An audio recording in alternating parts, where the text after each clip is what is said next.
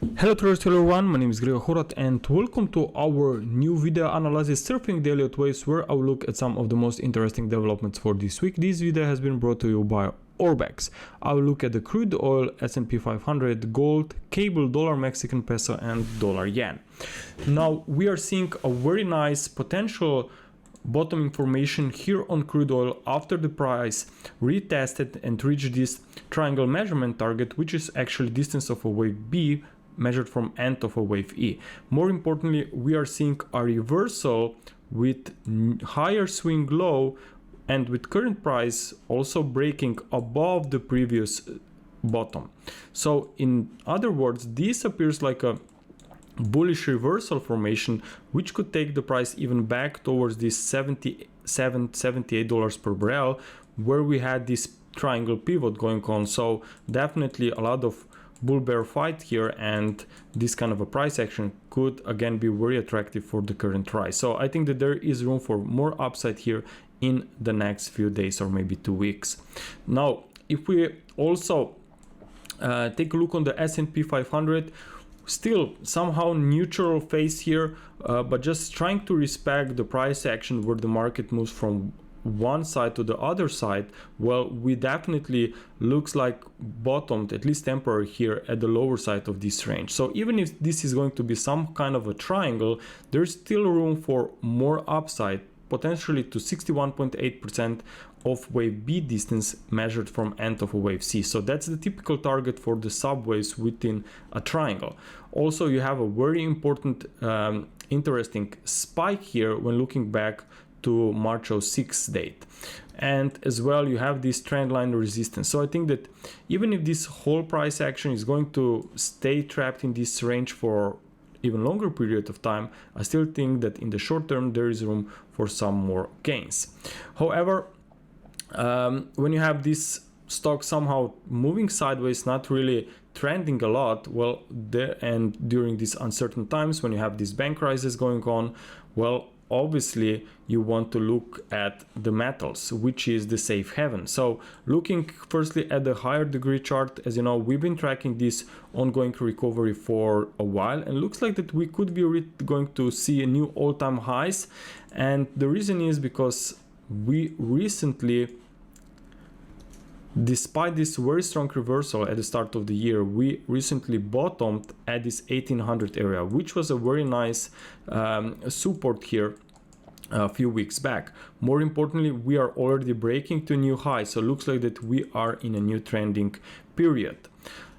Again, whenever you see trending markets moving very sharp in one direction, you would expect that these substructures will be made by 5 waves. And if you look at this structure from the recent lows of from the beginning of the March, you can see wave 1, wave 2, nice strong push to the upside for a wave 3, and now we are just consolidating. So this, in my opinion, is wave 4, can be either a triangle, can be even a deeper one. If maybe suddenly break this 1930 support, then watch out for 1907 to be the next level. But overall, I think that this appears to be like a very attractive correction here, meaning that more upside could be seen after this pose. So I think that there is room for a move close to the all-time highs. Also, whenever we have these risk on flows, I tend to look for currencies which tend to be one of the strongest, and certainly pound has been very interesting with this reaction from that failure breakdown, where we call this completed flat correction. More importantly, we broke this downward channel, so looks like that we are in a new bullish trend, because this current rise also unfolded in 5 waves. Ideally, this is going to be in a leading diagonal, so I do not expect any straight move to new high of the year, but I would be looking for more gains if we see a pullback here. So 121.90 is the support, then you have below that 121.40, which was also the previous swing highs here, previous resistance that can become very nice support if retested. Also, let's take a look on dollar Mexican peso, and the reason why I'm bringing on this one is because we know that Mexican peso has been doing very well through 2022, despite US dollar being very strong, and whenever we have seen euro Aussie pound moving sharply to the downside, Mexican peso was doing very well versus the US dollar.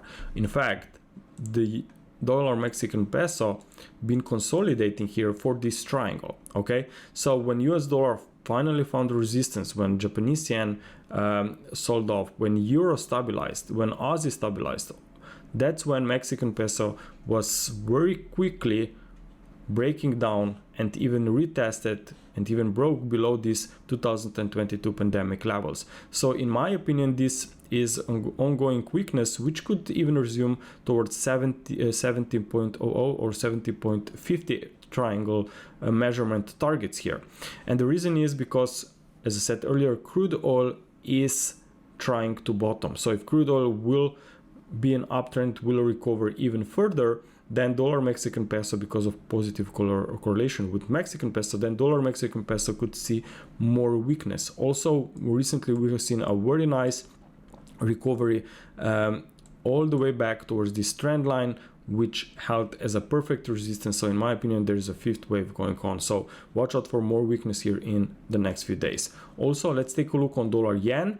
Well, dollar yen is certainly trying to shift to the downside after this very nice rally towards 138, where we were looking for potential resistance, also potential right shoulder pattern. But now notice that you are here at this very big level around 130, 131, which was also firstly the resistance and high here in April or May 2022, then a very nice support here in August of that year, and now a year later we are at the same level. So certainly this can be some support in the near term, but only temporary. I think that we are going to see more weakness here, because I think that the rise from start of the year clearly has unfolded as a correction, and this in fact can be a new leading diagonal, so more weakness could be seen, but as I said, after some stabilization here around this 131, 130 level. So watch out for more weakness after the rally, and